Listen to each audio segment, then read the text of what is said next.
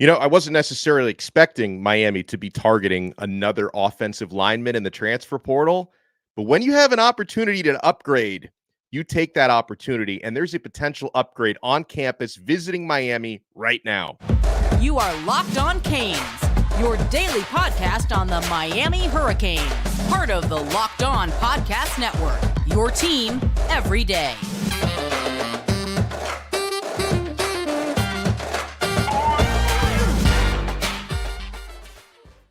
I am Alex Donno. I'm a University of Miami alumnus, longtime South Florida sports radio vet, and contributor to allhurricanes.com.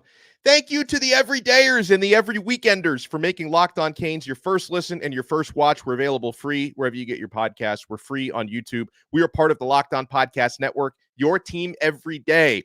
So the Miami Hurricanes have an official visitor on campus right now.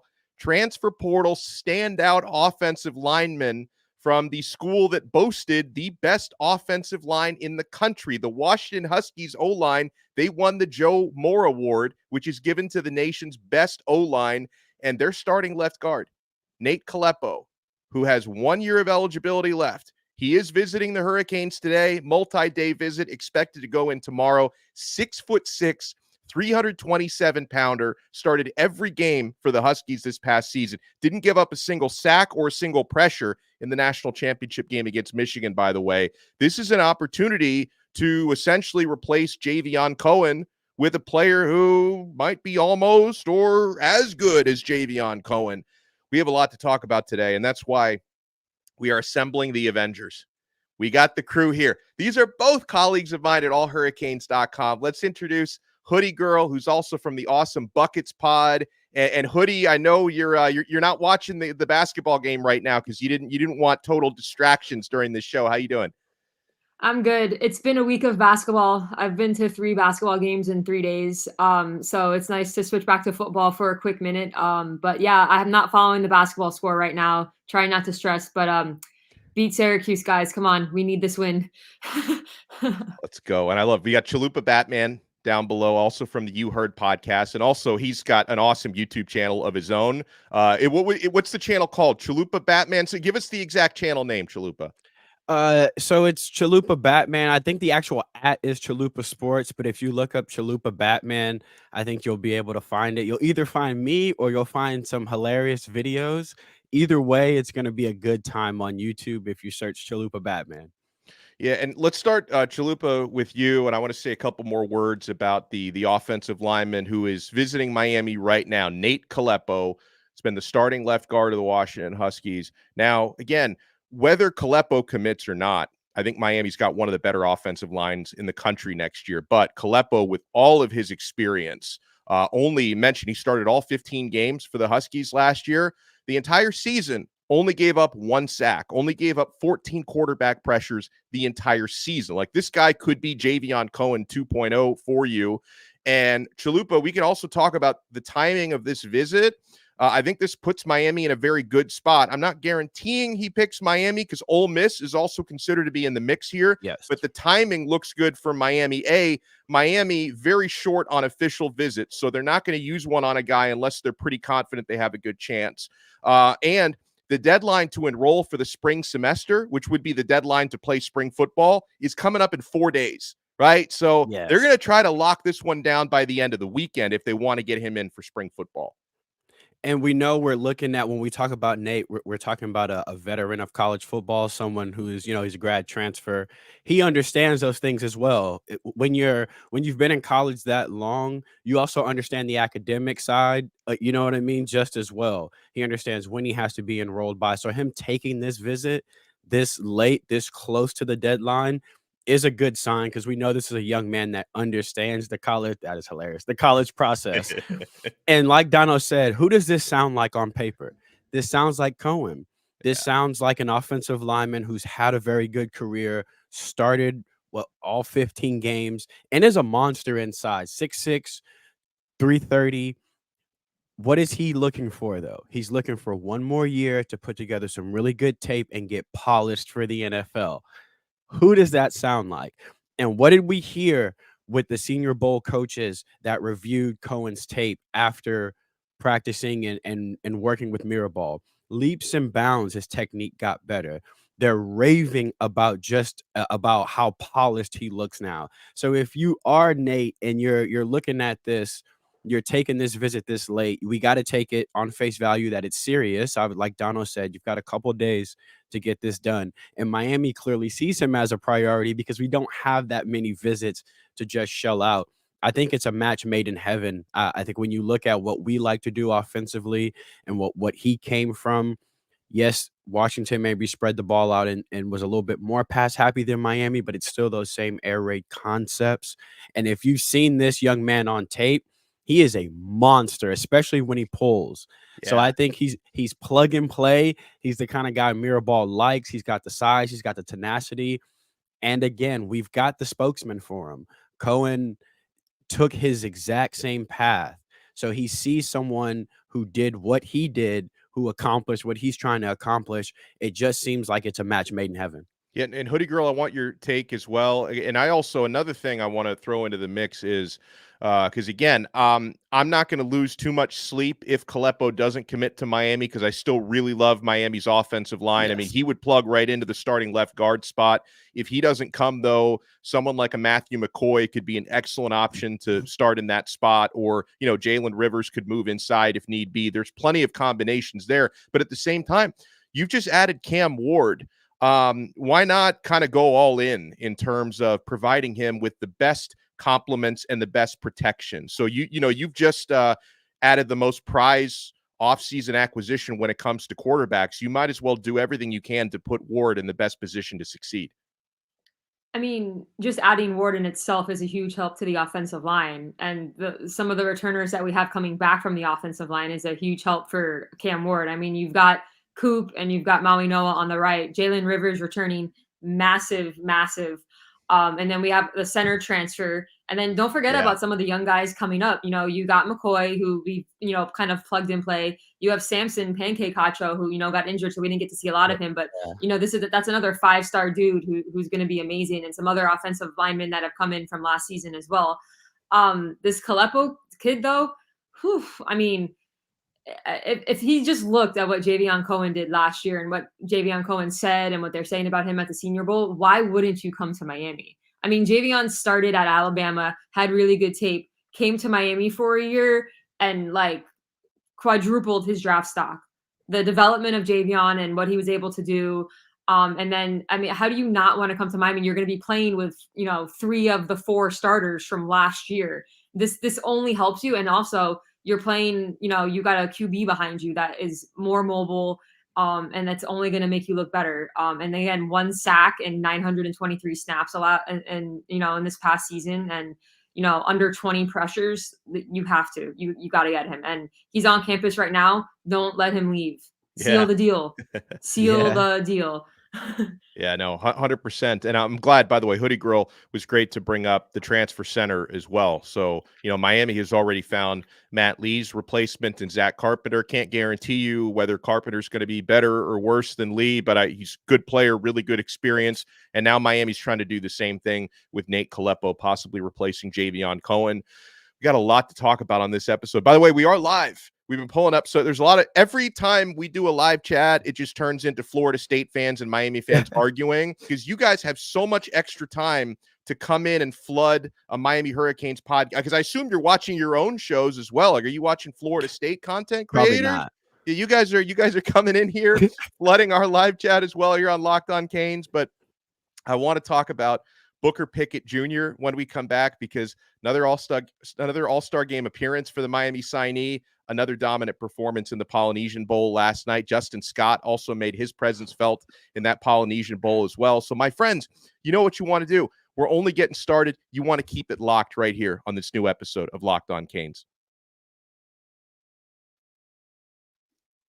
Oh, and my friends, I know you're keeping it locked to FanDuel. Even if your NFL team was eliminated from the playoffs like mine was, doesn't mean you have to stop making money. It's not too late to get in on the action at FanDuel, America's favorite sports book. Right now, New customers get $150 in bonus bets guaranteed when you place a $5 bet. That's $150 in bonus bets, win or lose. The app is so easy to use. There's so many different ways to bet, like live same-game parlays. Find bets in the new Explore tab. Make a parlay in the Parlay Hub. That's the best way to find popular parlays and so much more. Guys, I love the player props. I mean, Lamar Jackson player props are going to be something I'm going to be investing in this weekend. So visit FanDuel.com/lockedon and make your first bet a layup. FanDuel, official partner of the NFL.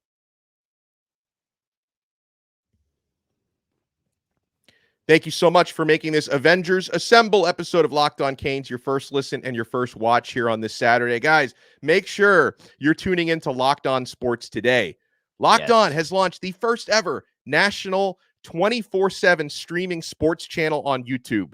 Just search Locked On Sports today. It is streaming 24/7. It's like CNN for sports on YouTube. Like, it's 24/7. It's going on all the time. So make sure you check out Locked On Sports today. Sometimes I make appearances on there. Local and national experts are all over that channel. So be sure to check it out.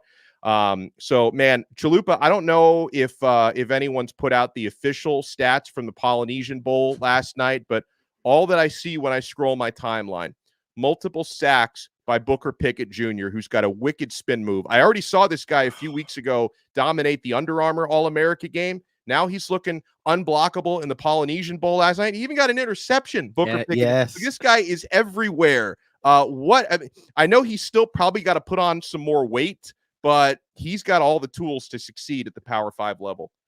He looks like the real deal. Every time we see Booker Pickett Jr., he is just everything that everybody says he is and more. He's unblockable. And the thing you love about him is he can get to the quarterback in so many different ways. He can rush with power. He can rush with speed. He has a spin move that I guarantee you Dwight Freeney would be proud of. It's just he's just a pass rusher, a pure athletic pass rusher. But what I love to see is he worked at linebacker a little bit in high school his senior year because he wants to be versatile. He wants to be able to drop back as well. And then we saw the fruits of that labor paying off in the All-Star game where he drops back and he gets the interception. He's just so athletic. He's quick. He's twitchy. The bend he has with that athleticism is insane. And when you've got multiple moves like that and you start setting up that spin move, you keep offensive linemen guessing. And at one point, Booker just puts these guys on skates and they don't know what he's going to do. It's like a receiver getting off the jam when you see his pass rushing moves. They're that special. They're that unique. I think Guidry's just going to have a field day with him because you can do so much with a guy that's this versatile. You can drop him back in coverage. You can play him at linebacker, play him at rush edge. Imagine having Booker Pickett Jr. at linebacker and then Jaden Wayne at defensive end, and you don't know who's dropping back in coverage. You don't know who's coming. The versatility that you have with a guy like this, it just allows Guidry to do so much and throw so much at the opposing offensive coordinators. I think Booker Pickett Jr. is going to be a star and an early enrollee. So he gets an early like Bain did last year. Yeah. You're going to see his body transform over the spring as he, tacks on more muscle and gets leaner and gets adjusted to the speed of the game. I think he is going to be a stud. I love it. Anything to add to that, Hoodie? Yeah, I mean, I was watching some highlights because I didn't get to watch the actual game, but I mean, neither did I, by the way. But I was all over the highlights this morning. He looks like he's like shot out of a cannon coming off the edge sometimes, and then like he's barely touched. Like he's just so elusive. And then you put him through the strength and conditioning program at Miami in the spring and the summer, and you add more strength to him with that kind of speed, and all of the young guys that we already have coming in, and the kids from last year. I mean, Jaden Wayne, Ruben Bain, this guy. I mean, there's so much to be excited about. And the fact that he's enrolling early is really exciting because, I mean, just to have that extra semester but still, I'm still looking at my boy, Zaquan Patterson. I can't wait to see him. Oh, my God. Yeah. I can't wait. I'm so excited for this kid. Well, I wanted to ask you all about because we haven't assembled since Cam Ward arrived at Miami, right? And actually, a lot has happened since we last spoke. And somebody I haven't even talked Chalupa very much on this podcast about Elijah Alston because this all happened when I was on a cruise last week. By the way, every time I leave town, guaranteed something it's awesome is crazy. going to happen for Miami. I'll send you on vacation next time we need a transfer commit or a big high school commit. I'll be like, Donno, I'm sending you to Disney or like, here, take this cruise, do something so we can get this commit. Yeah, so it's like, and Hoodie, I'll start with you on this one. It's like I can't guarantee what's going to happen next year on the field. Miami has disappointed us so many times before that we almost condition ourselves for that. But then at the same time, if it's believed that Miami should be a contender to win the ACC because they do have a strong roster, I do expect Florida State to put together a good team again when it's all said and done. Louisville, North Carolina State, Clemson. Clemson's a weird one because it's like Dabo Swinney just refuses to admit that it's no longer 2016. Like he doesn't. He's added 0 transfer players, added 0 portal players. He despises NIL. So still a hell of a coach, but I feel like the modern college football is passing Clemson by a little bit. I still expect them to have a really good team, though, this coming season. But a lot of people, including, Bud Elliott, who's a big Florida State homer, thinks Miami on paper could win the ACC next year. So, Melissa, is that on the table for you? And then obviously, if winning the ACC is on the table, a 12-team college football playoff is not out of the realm of possibility.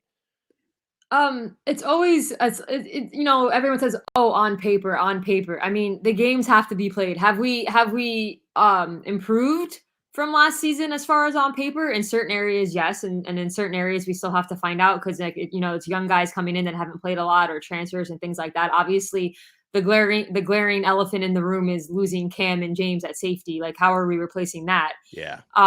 We've got some young guys coming in, then we got Powell from Washington, which is a massive get as well, taking a few Huskies players. Thank you, Washington.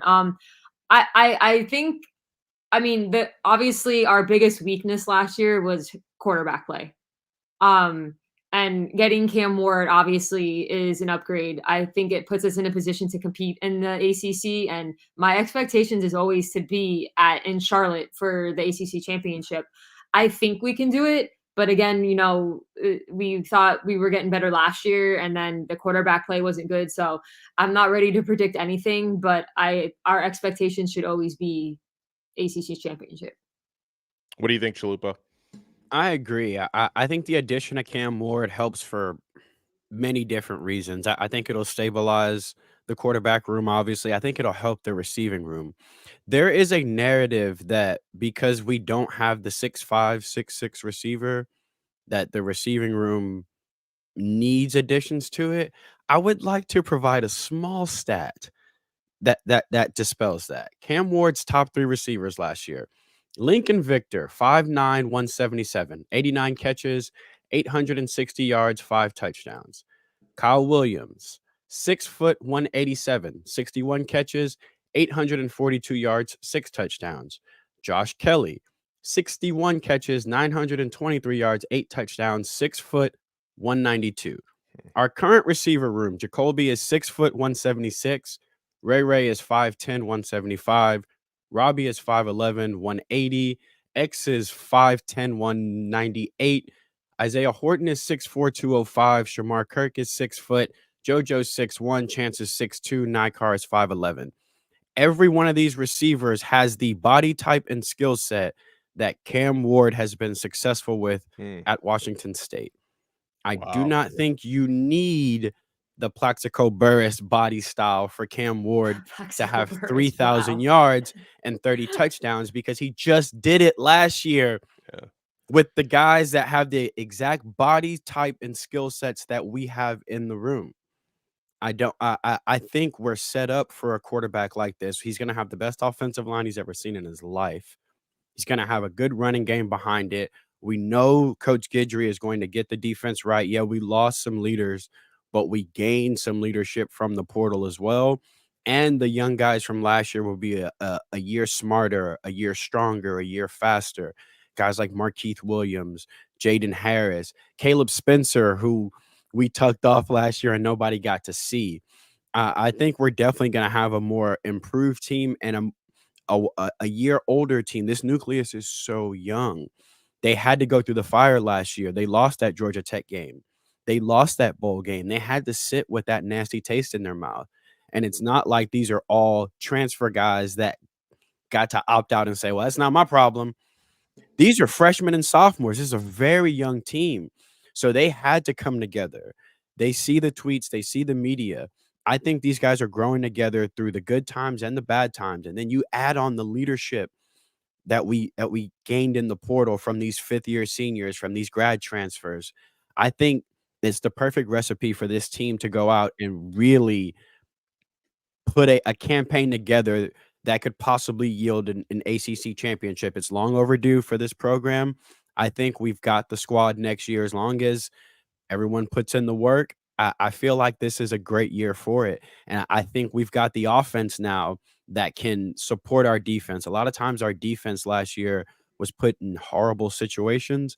I think this year the offense will be able to bail them out. A quarterback that can get a first down with his legs on 3rd and short will help. We're not asking Cam Ward to rush for 1,000 yards, but on 3rd and 6, when the secondary does a great job of covering, get out the pocket, get us 7, let's move the chains. I think for a lot of reasons, this Cam Ward addition is going to help all 3 phases of the game next year. Yeah, well said. I want to ask you guys' take on another Cam who's been a very polarizing topic the last couple days, and that's Oh, yeah. Cam McCormick, who I'm happy for him. And it's funny because like I had a take on this on yesterday's episode, and some people agreed with me. Other people who seem like really rational people who tell me, "Oh, I agree with 99% of your opinions, but you're so wrong about this one." So I want to get to that. Plus, I got to ask Hoodie Girl, what the hell's going on with the men's basketball team and the women's team, though? Massive victory against NC State this past week. So we got plenty to get to. You want to keep it locked right here on this brand new episode of Locked On Canes.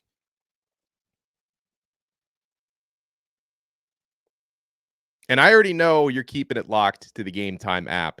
This is the spot to buy tickets, especially last-minute tickets for sporting events. Download the Game Time app or check out gametime.co. Buying last-minute tickets should not be frustrating. Game Time is the fastest and easiest way to buy tickets for all the sports, music, comedy, and theater events near you. With killer last-minute deals, all-in prices, views from your seats, and the best price guarantee, Game Time takes the guesswork out of buying tickets. The all-in is important because they're not going to tack on those hidden fees at the end. What you see is what you get with Game Time. And the Game Time guarantee means you will always get the best price. If you find tickets in the same section and row for less, Game Time will credit you 110% of the difference. Download the Game Time app, create an account, and use code LOCKEDON for $20 off your first purchase. Terms apply. Again, create an account and redeem code LOCKEDON for $20 off. Download Game Time today. Last-minute tickets, lowest price guaranteed.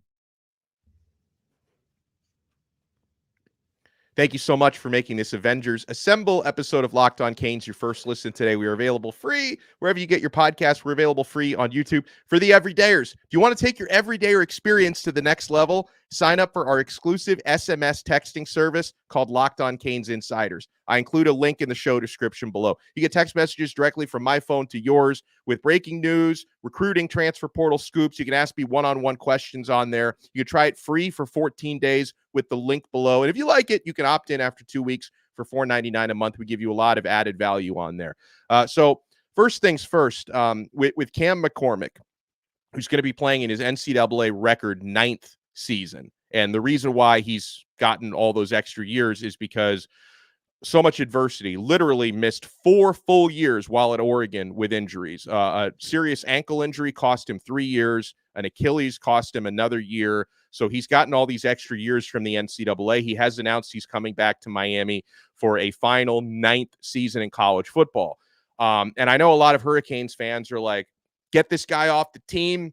He's taken away playing time. He's taken up a roster spot and a scholarship. First of all, if you're talking about scholarships, I guarantee you could probably find a handful of guys on the 80, or there are more than 85 right now, actually, with scholarships, but I'm sure you could find a handful of guys who are less valuable to the team than McCormick with his blocking, especially when you're trying to protect Cam Ward. The other thing is, you guys, I support the young tight ends on the roster. We are big fans on this show of Riley Williams. That's one of our favorite players on the team. Obviously, we love Elijah Arroyo, who's had injury issues of his own, and Jackson Carver we haven't really seen yet. Like, we're big fans of this Miami tight end room.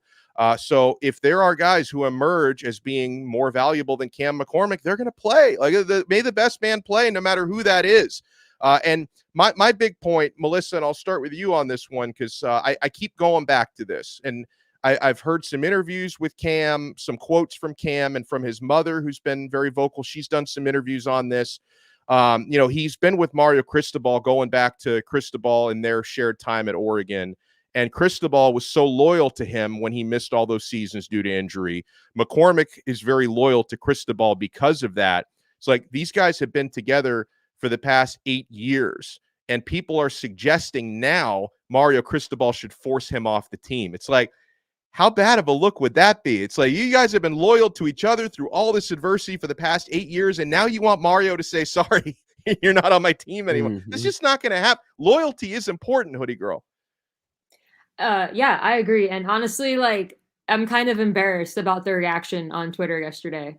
It got to the point where when Cam tweeted out that he was going to announce his decision, and that so many haters were on the thing, on the thread, that when he announced that he was coming back, he didn't allow comments. And of course, everybody's allowed to have their opinion of whether they want someone or on the team or not on the team. But guess what?